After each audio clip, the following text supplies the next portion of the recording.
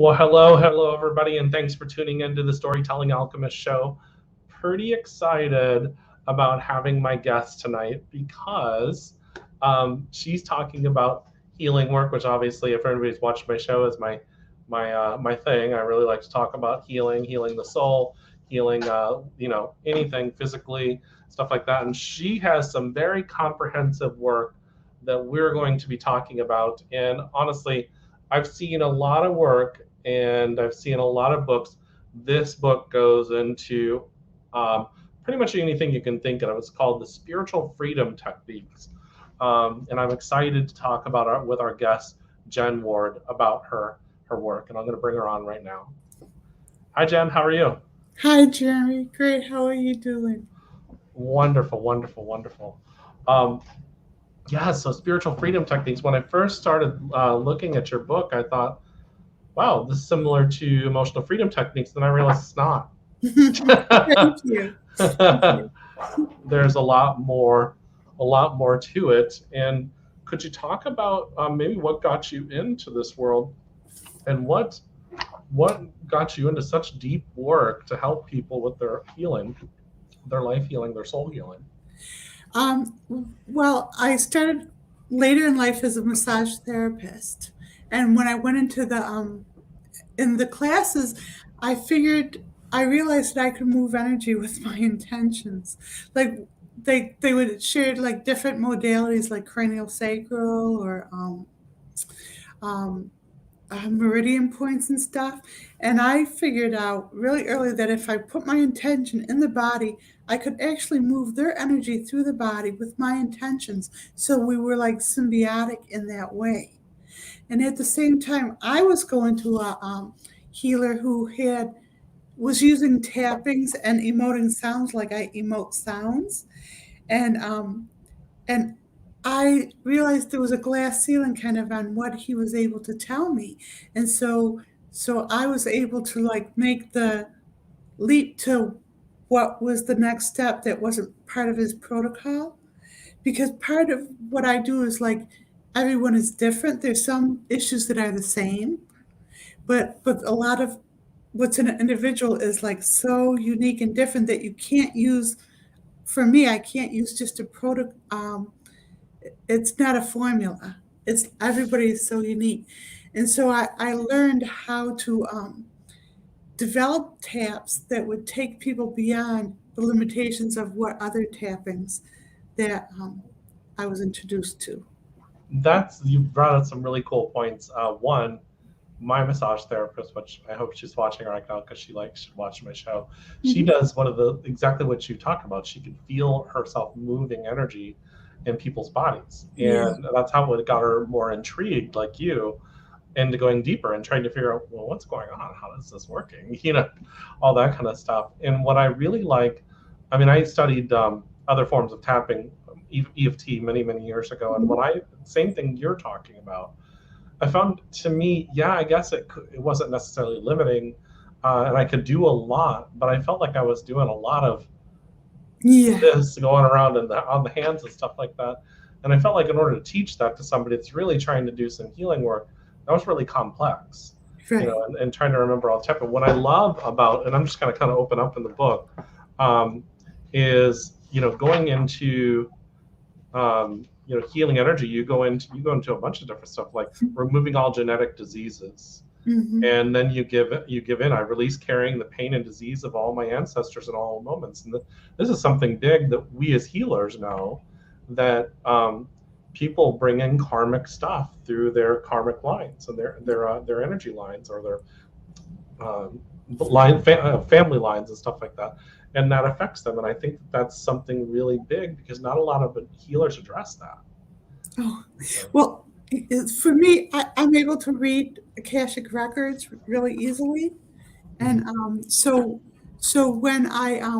when someone comes to me in pain, I immediately go to the worst case scenario. I go to that past lifetime where the initial injury happened, and there are some things like a neck issue, a sore neck is usually one of four things in general, like a decapitation, uh, uh, uh, getting hung, getting your neck snapped, or getting choked to death. So those are the 4 bases to start with and stuff. And then I actually see the scenario of what's happening. Like in this one client, I saw that she was like a queen and she was being executed in front of her people. And after I did the release, she said, "It's funny. I've been collecting tiaras my whole life. I have my own collection of tiaras." So obviously, that lifetime was like impacting her. So I've developed different protocols. Those images that I see I call engrams, and they're etched in your soul, and we relive them out of habit. So what I've learned to do is to actually help your mind, which is a 3D printer, to release beyond the ego. See, the ego, I could say, like, I release a past life of drowning or whatever until I'm blue in my face, but the ego isn't going to listen to that, right? It's going to say, no, you can't do that. You're ridiculous. And it'll subjugate you back into victim mode. So what the tapping does is it bypasses the ego's permission and it taps into the 3D printer of the mind, which can manifest anything. I call it tapping into your inner Gandhi. So a lot of the tabs I'm doing now, because I've been doing it so much, I just shift consciousness for the collective, not only for the individual. And on my YouTube page, Genuine Healing, I I have lots of samples of sessions that I've done for people. And then people who are out there who can't get to me for a private session can actually do the tabs along with someone else and benefit from that. So basically, I think you really said something really cool. I thought that was really cool because the tapping kind of, in a way, if I'm understanding this correctly, you can correct me if I'm wrong. It's kind of giving the monkey mind something to do, in a sense. Well, it's doing more than that. It's actually so your body is always through your breath. It's scanning the body for what's wrong, and the outtake, it's like fixing it, and it's doing this process all the time. That's why breath is so important. But in this modern era, there's so much that needs to be fixed, that what you're doing is just you're telling the brain that this is first priority. So you put in whatever you say in that statement at the top of the list. And people, when they do the taps with me or on their own now, even, they can feel a shift in their energy. And there's some reactions and telltale signs that it's working. They'll either have resistance, or they'll start getting tired, or they'll get feel tingly, or they'll feel joy, or they'll have some kind of physical or physiological reaction to it, which tells them that there's something to what they're doing. Very cool. So it brings it to the forefront, or makes it the priority in the body and the mind and everything. That's really cool. That's really cool. Yeah. And so the tapping is part of us. We're already empowered beings. We just have been trained and conditioned that we're not. So what this SFT tapping that I share is an upgrade in the individual. So in a couple generations, maybe we don't need to tap anymore. Maybe we'll believe in our own sense of self enough to just put the intentions out there and know and command our omnipotence to realize that it will happen, instead of like coming from the victim consciousness, which most of us do these days still. Yeah. Well, that's true. Unless we've started doing our work, and then we may go into the victim. I don't know if you agree with this. We may go into that victim mindset, but if we've done a lot of work, then we're going to change that and recognize it pretty quickly. And yes, then start working on it. Yes, that's true, as long as the work takes us in the right directions. Now there's this thing I call the spiritual elite. And there's people out there that want to be worshipped and admired for their know-how or whatever, and they would rather gain followers than to help the individuals become empowered. So you have this mentality where people are programmed to just follow along or find a guru or find someone to be better than them that they can like give their power to. And so the SFT tapping protocol and everything that I do is to shift that, because I came into this life such an unpowerful person that it hurts me to think of people giving up their spiritual power. And a lot of stuff that we're trained is accurate, even in the spiritual realms, is like misinformation. And so it's important that you listen to your own gut and ask questions about yourself, because everyone is different, and my truth, it may not be your truth. Like even like dream symbols, like my experience with water may be different than someone's who's drowned in it. So when you have an experience where a symbol of like when water comes through, it means different things to different people. Does that make sense? No, it totally does. You said a lot of really awesome stuff there. You mentioned that you came into this life not very empowered, Right. And that you've also mentioned we're all empowered beings, but we've been led to believe or programmed to believe that we're not. And then you're talking about different experiences, because one of the things that's very disempowering to people is I talk about my experience, and then somebody else talks about their experience, and they may differ, or they're really the same thing, but they're talking about it differently. Right. And so therefore, internally, we start to think, well, maybe I'm doing it wrong. And Exactly. I remember years, maybe 25 years ago, sitting in psychic development classes when I first started out on this, and everybody would talk about all these great, profound messages that they were getting. And I was just sitting there going, I'm not getting anything. And then I realized that it's because that's not the way I get it. So you want an example of that? Yeah. When I was in the spiritual group, it was a big deal to like try to get out of your body, right? Oh my gosh. And only a handful of people could really have the out of body experiences that were expected if you were a spiritual being, right? So, and then the rest of us felt like failures. It's only occurred to me recently that we don't have to leave their body. Where we are in our beingness is the center of the universe. And the people who had tried so hard to get out of the body had to get out because they weren't feeling good in their beingness.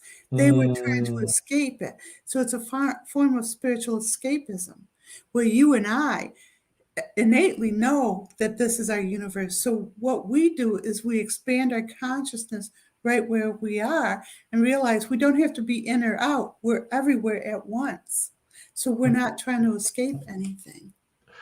It's funny you should say that. Probably like 15 years ago, that occurred to me, and I was like, and I said that in a group, and they all were like, Exactly. "What do you mean you don't get out of your body?" I'm like, "Why? When I'm supposed to be at center and in the now of the moment, in this existence here right now?" And they're like, "But no, this is how we go up to the different dimensions." And I said, "I'm not saying you're wrong. I'm just saying this is how I experience it." They're wrong, because you can be in, I mean, like, I know. I know. It's good that we can say that out loud right now, and we won't get too much hate mail from this. Well, we might. I mean, It's okay. Well, it's interesting. Even if when we went outside the realms of, back in the 90s, when we went outside of the realms of Reiki, people were like, "What are you talking about? Reiki's the only thing." And I'm like, "It's one thing." And they maybe go about different directions to do something similar. And it's really interesting. But I think that one of the most profound things that was ever taught to me is that if you say one thing is the only thing, then you limit yourself from understanding other ways of looking at it. And I always just think that that's really, really powerful. And that's how I learned about things. Well, you have to have an open mind to have a show anyways, and to look at other things. But you mentioned Akashic records. And so I have a couple friends that do Akashic records readings, and one does Akashic records therapy. But do you think that that's only for a limited view, or is that something that other people can do? So if you don't believe in past lives, you mean to come and have a session with me? That kind of like to have you? Well, it can everybody do or touch their own Akashic records or read their own. Absolutely. Yeah. You want to exercise to practice it? Yeah, absolutely. Okay, Yeah. so this is how the adepts, I call my spirit guides the adepts, because they're not like the typical, you know, ones that everyone goes to. They like to remain anonymous because they're not ego based. And as soon as you give them an identity, then people put them on a pedestal and they repel them. So they don't like to be associated with their identities, even though they have them. Well, anyways, they taught me in high school, I would sit in the mall and people watch. And I could watch someone come in walking towards me, and there would be like an older woman. I could see her as younger, or like a baby. I could see what it was going to be like when it was older. And if you do that more and more, it's practicing. You're actually going into those records and practicing reading them. It's almost like a ABCs of learning the Akashic records. I feel like you and I have had very similar journeys in a sense because Uh-huh. I've never done that, but I used to sit out. I live in Tampa, Florida, and there's a little area called Ybor City, Mhm. and we used to, me and a friend used to sit on 7th Avenue, and we would watch people come by, and we'd feel their energy, and so we'd start talking about what we were feeling and seeing and stuff like that. And it was really powerful. But that's a really good practice, Yeah. connecting with people Yeah. and allowing yourself to really connect with them. And people tap into their past lives all the time. I mean, everything you are is a compilation of everything you've ever been. So you have likes, you have favorite places, you have fears. And I tell people, if they're afraid of something, it's not something that's looming in their future. That everything they're afraid of is something that's already happened. And Mm. so once you shift vantage points and realize that you've already been through it, realize you don't need the experience anymore, and just benefit from that, and try to like figure out. See, use your imagination to figure out what the scenario could be that would be that scary, and then that would be something that you would create your own SFT taps with. So people can create their own SFT tapping, That's the whole their own point. stuff. That's the Yeah. whole point. Is everyone I try to make everyone be empowered in their own beingness so they don't have to spend thousands of dollars going to the psychic who's going to tell them they're going to die or something. There's unethical practitioners everywhere Yeah, of who are course. taking advantage of people, and that's bothersome. So with the SFT protocol, people strengthen their own spiritual identity so they don't have to defer to others. Like with the work I do in private practice, I do like one session with someone usually, and I give them tons of homework. And with the SFT worksheets that are on my website, genuinehealing.com with a J, and they can download those worksheets. Like what the one is called the energetic cleanse, and they can put anyone who's been a problem to them, an ex boss, an ex lover, a rapist, anyone who's antagonized their life, anything, person, place, or thing, put it in the worksheet and do all the taps that and with the instructions on that one thing, and they can feel a relaxing of their energy. It's pretty profound. Hmm. That is really profound. And I love you're saying a lot of things that I think that I wish I could see a lot more in the spiritual world. Not saying that there's not a lot of wonderful people out there, but what I'm saying is that you're saying a lot of things about empowering others, giving people the tools, and you're not claiming to be. You also even said one really strong thing that I've always believed in is I've never, way back in the beginning, I would name my guides, but then Mm-hmm. it occurred to me one day, why? Why do I? That's a human thing. Mm-hmm. They can really care less, and so they just want that connection with me, and that's more of that, kind of like giving myself a. That's almost like trying to give myself a spiritual guru of some kind, and Absolutely. and then we need to empower ourselves. You've said a lot about empowerment to be able to find our own answers, and able to find our own. It's okay. We might need a guide to help us in the beginning, but a lot of times we have the answers anyways. They're just helping us find our own answers. Well, So actually, you and I are the guides. Everyone who helps someone else is a guide. We're Yeah. each other's guides. And so when we reject someone because of an opinion or a judgment, then we're cutting off our own ability to be guided. Um, One of the funny things about what I do is like I get a lot of like people who are looking for the perfect, like the warrior with the chiseled arms and stuff, who wants to be the perfect healer and the dynamic.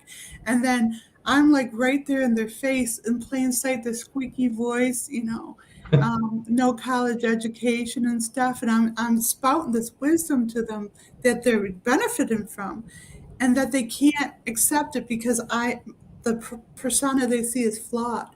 And it's so hysterical. I can almost feel the adepts laughing their asses off at that. It's like you're so blindsided and stuff. This is what you're looking for. We introduce you to her, and you won't listen because you don't accept the package.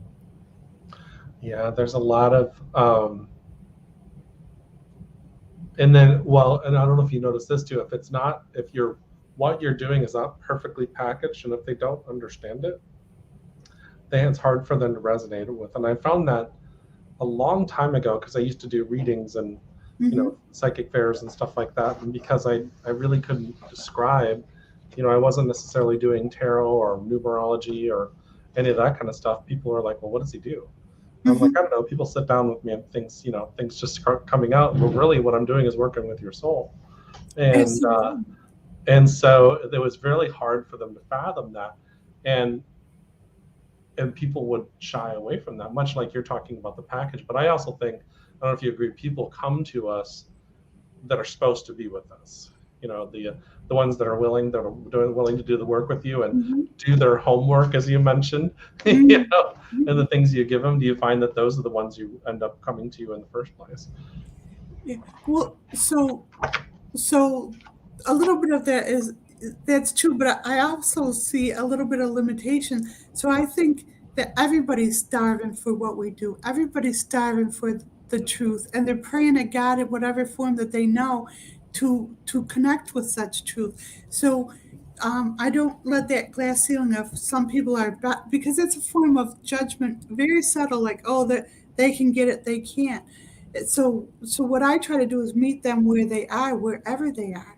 And if people don't believe in past lives, that's fine. They can just someone that I just had an interview with recently called it ancestral patterning.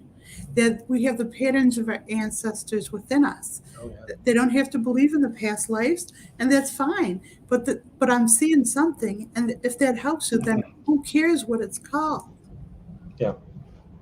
Well, it's kind of like, I think you mentioned, we have to kind of meet people where they're at too. Absolutely. And use the language that they understand. Yeah. And who cares if some lady finds Jesus to be really powerful for her? Well, we can tell her that that person or that being wants her to be empowered. What does it matter, as long as she finds empowerment in healing at the same time, and that leads her down that path. I've always felt that's a really I think I agree with you that we have to kind of meet people where they're at. It doesn't matter what we call it. So, and what I find is interesting is that Jesus, in his time, he would be thinking and speaking more like you and I than what people think that Jesus would say. So it's kind of hysterical. He'd be someone we'd be having an interview with right now and hanging out with. And because of our comfort level with him, it feels like it's an irreverence when it's not. That's what the adepts want you to do. Is they don't want you to put them on a pedestal, because as soon as you put someone on a pedestal, it repels you from your own spiritual empowerment. Yeah. I always say, don't put me on a pedestal because I'll fall off. Absolutely. Because I make mistakes, or I'll make a mistake in your mind, even if I don't even see it as a mistake, and then I'll fall off, and then you'll be disappointed. And so, and that's just one of those things. So. But the thing is that, in your energy, you have such a pure, open, loving heart, and that people will respond to that open heart more than they will anything else, because that's what they're starving for, is that connection like that. So Yeah, I agree with you. I think that sometimes even I get into this too, where I start to overthink how, especially when I'm presenting or, mhm. going out and teaching, and I start getting really kind of too much into my head. And I found that if I just, much like yourself, get up there and speak from my heart, that's what people really, really want. People want a connection, and people want to be inspired. And and then when you see shifts in them, like they start crying or they start really having, you can see the shift in their brain. You see it's like starting to move in the aura. I think that's really the amazing work. So Absolutely. I want to point out that another purpose for the SFT um, work is that we've started these, and this has taken me by surprise. People want to be SFT facilitators, which is great because there's so many people like yourself who's not locked into a modality and can't describe the expansiveness of what they do in, like, beyond Reiki, whatever. It's not one modality like that. So what happens is they can use the SFT, and they can, you know, as long as they're pure, they can be an SFT facilitator, because it's really easy to lead someone through the taps when you can pinpoint an issue and just watch. I invite you to try that with someone and see how beautifully it works with them. yeah, Um, most definitely. Well, can I take a second to show your website real quick? I'd love And that. Thank you. well, I want to jump in, everybody, because I want to show you her website. There's a lot of great stuff on it. Just give me 1 second. I'm going to pull that up. All right. So this is I think it's genuinehealing.com, as you mentioned earlier. And where is is this where all the protocols are? SFT tapping protocols. There's Yes, something else you mentioned as well. the energetic cleanse is the one of them, and that's the one most popular. And then yeah. And then they can download it at the bottom. And there's 4 protocols that people can use. And that one's really important. That one started out as the energetic divorce. So when people were, I thought it was um, like when people broke up, I thought it was really not necessary for them to be enemies. The reason why people fight with people when they're breaking up with them is they're trying to get their energy back and create a boundary with that person. And they don't have to do it through anger; they can do it through these taps, and that way they don't have to lose that loving connection. They can just create that separation in energy and maintain their sovereignty and their benevolence with that person. So that's really important. And then it also works with like the rape victim or someone who's like been a victim of any way. You can actually, because I had this situation in the past where someone like beat me up, and they shoved their anger into my body, and I didn't have the right kind of energy workers that were able to help me pull it out. And so eventually, I think I used my own protocol to get the anger out to the degree it needed to get out of that, because that anger changed my whole personality. And once I got it out, I could go back finally, but I struggled for decades with that anger in me. And finally, I could get back to my kinder essence instead of wearing that junk in me that wasn't Yeah. mine anyways. And I think that's what rape victims go through. Yeah, of course, because that essence of all that anger and messed up energy is all over them, and so it's more than just the violation. It's a whole lot of things. But I just there definitely for everybody, go to her website and look at these protocols, because there's a lot of really cool stuff on here. And then there's stuff about Jen, and most importantly, her books. Yeah. Got a lot of great books on here. So the SFT is the second edition, which I highly recommend getting it off my website, because my fiance Marvin, who's edited all my books now, and he he was really good at forcing me to put all my experience of all the taps back into that weren't quite in there in the original. And so there's a lot of, like, from all the clients I've done, everything I learned from them and all the wisdom that I learned from each client, because everyone has their own story, is now infused back in the second edition. So I highly recommend that one. And we call it a textbook for life, because it can help with anything. It can help with not only your own personal growth, but if you have those people around you who are pulling at you, you can just give them the taps to do for their issue, and then you can prevent them from dumping on you then, because if they're not going to do the taps for themselves or not do that work with you, then they really don't want to be better, do they? They just want to use you as a dumping ground.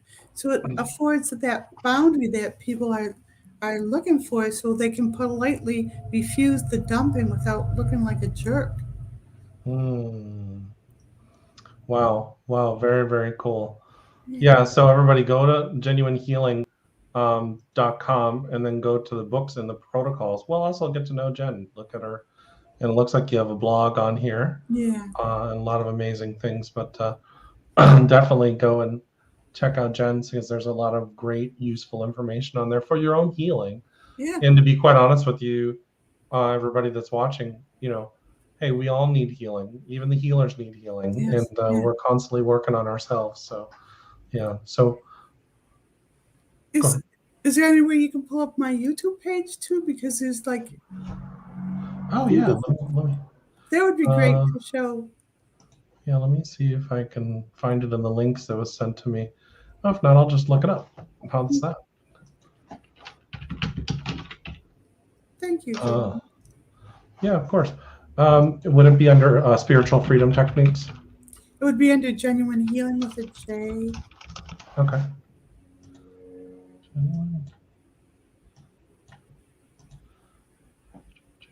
I have 3 different offerings for people. I have the private sessions, I have conversations with dynamic people, and I also have a Jen and her Jammies, which is a lighthearted kind of entertaining I thing. love that. It was a brainchild of Marvin, my fiance, because he's so straightforward business. And the dichotomy of us together, are the opposite polarities, is hysterical. Because I'm like just out there, and he's straight laced, and he's trying to follow what I'm saying, and he's not getting it all, and he's like struggling. It's kind of amusing. Yeah. Okay. Awesome. Well, yeah, so I just subscribed, everybody. So subscribe to her channel when you get there. Thank you. Thank you. And so I'm just going to go under videos. Mm-hmm. So you can see the Jen and her Jammies. They're all 3 are up there.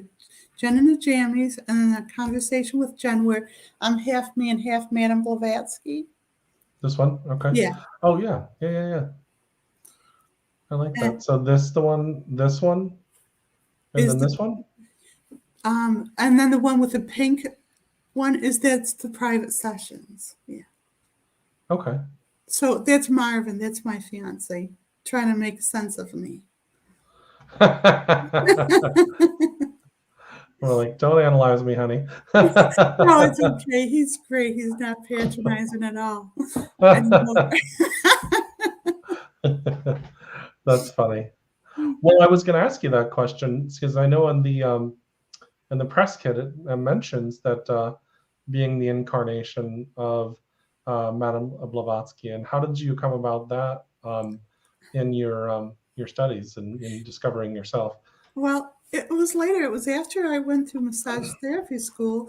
It was before I spent a year. The sociopath locked me up, starved, and tortured me, and that's when I went through enlightenment. So it was before I went away to have that experience with the sociopath. I was looking on the internet and I saw this picture of her, and the Adepts told me that was you. And I didn't know who she was and stuff, but she looked like my sister and my niece, and I thought, I'm not her. She's too homely. And so I didn't want to be her and stuff. So I was in denial.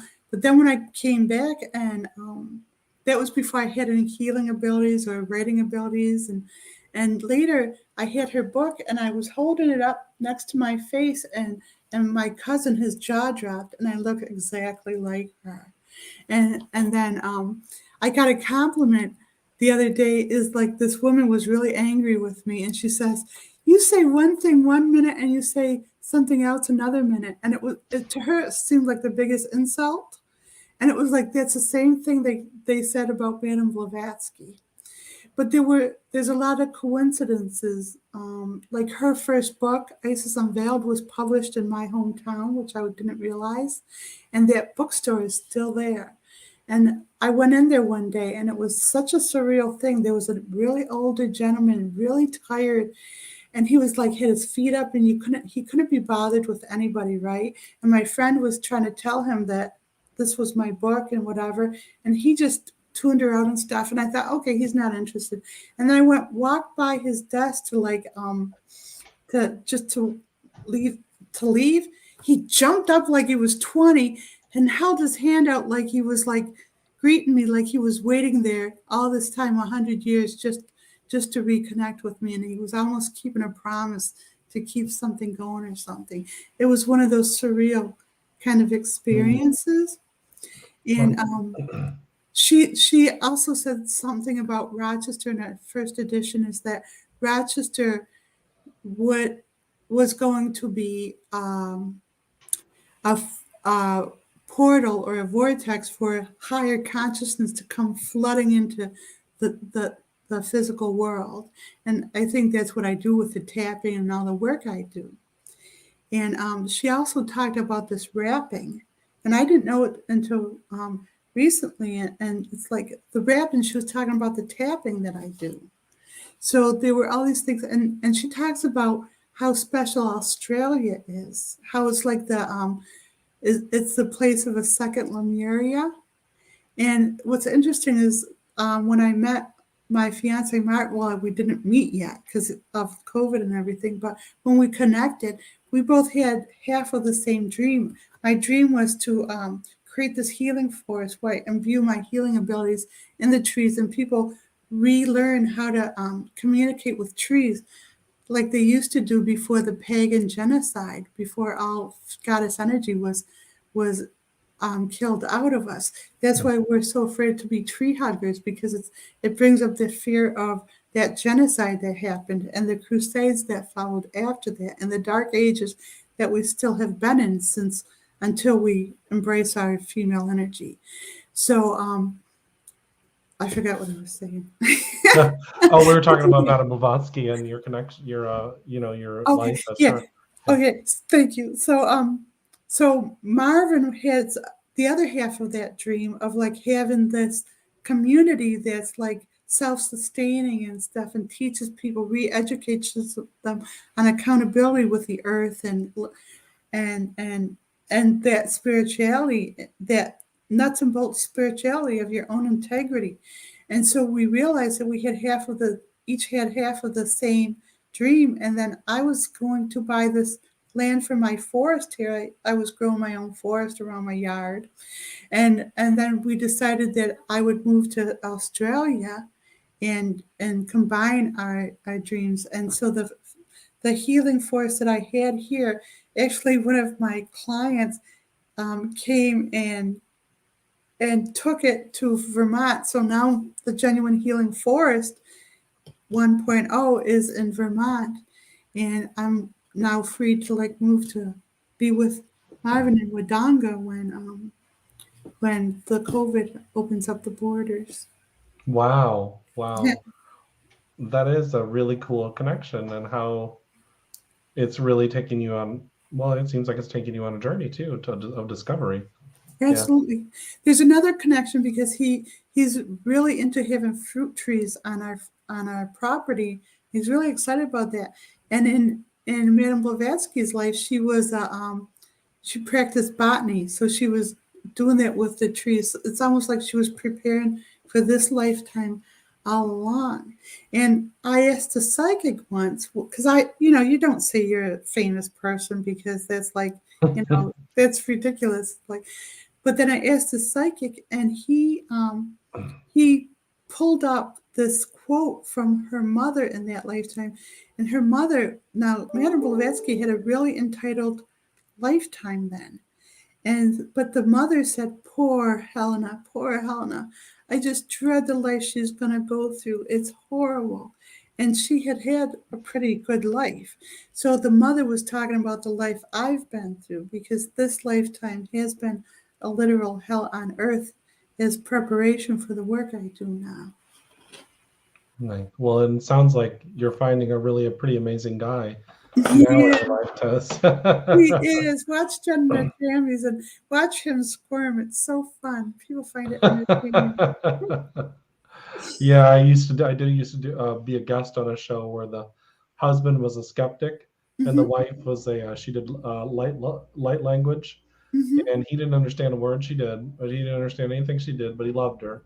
But on the show, he would really ask a lot of questions, partially because he was curious and partially because he really didn't believe in it, and or he was really trying to understand. So he was less of a naysayer than he was just trying to comprehend what we were doing and what we were talking about. And I thought it was a cool relationship. So that's what Marvin brings to the book. So the second edition that I have here is because Marvin he said, this is so funny. This is another connection to Madame Blavatsky, even though he thinks of it as not flattering. He says, I write like English is my second language. And of course, she wrote in Russian and stuff. So it's kind of funny that he said that. But what he does is he edits my work so anyone can understand it and comprehend it. So they don't have to speak the light language, as you were saying. They can just understand it. And there's a term that they use in Australia. I probably won't say it because it has common dog F language is an Australian term. Okay. You've never heard that, right? I never heard of it. I never heard of it. Well, it seems like for everybody get this book, because I felt like I'm going to start studying it a lot too, because in my work, when I'm working with people and touching into their past lives, their records or whatever, and we see something that's really affecting them, and all of the things that they've tried is not working. All their affirmations and all that kind of stuff not working. Why not try something different and see the difference that it'll be in your life and in other people's lives? And I think that so definitely check out Spiritual Freedom Techniques. Yeah, because can I just I must have the galley copy. No, that's the first edition. I promise you, we just got the new edition out. That's why we're so excited about it, and people are just starting to get that. But about when you read people's past lives, what I find is if you just tell them what it is, the ego will get them more enthralled with the drama and the story of it instead of releasing it. So in some ways, it just enlivens it and brings it into the present even more. Oh, I did that. Oh, wow. And instead of I personally don't give them a lot of details. I get the worst of it. I get to see the rapes, the murders, the executions, the decapitations, all of that. And I spare them from that because if they could handle it, they would handle it. So the fact that they're not is okay. They can stay pure in the physical and not have to deal with it and just do the taps and release it and not have to bring it into the sacred moment, if that makes sense. Yeah, that makes a lot of sense. Or then they go, I was not a very nice person in the past. Right. You should you should back up a little bit. I've actually seen that before, and I'm like, you just took that and never mind. Well, Jen, this is great. Thank you so much for coming on the show, and really just benefiting. Any last minute wisdom that you'd like to give the listeners before we kind of end the show tonight? So truth and love resonate at similar frequencies. So if you don't see enough love in the world, it's because there's not enough truth. So if you want more love, bring more truth into the world, if that's easier than giving love. Thank you so much, everybody. Lots of great guests coming on. in the next few weeks. My guest next week is a good friend of mine that hasn't been on the show probably in about 5 years. It'll be a recorded show because she's in India, and 10 o'clock her time, my time would be very early in the morning for her. But it's Rashmi Kilmani, and we'll be talking about her work because she's moved from England back to India. So that was, I didn't know that. We hadn't talked in a few years. So anyways, great show coming on, and everybody be blessed, and thank you for watching the show, and have a great week. Mm.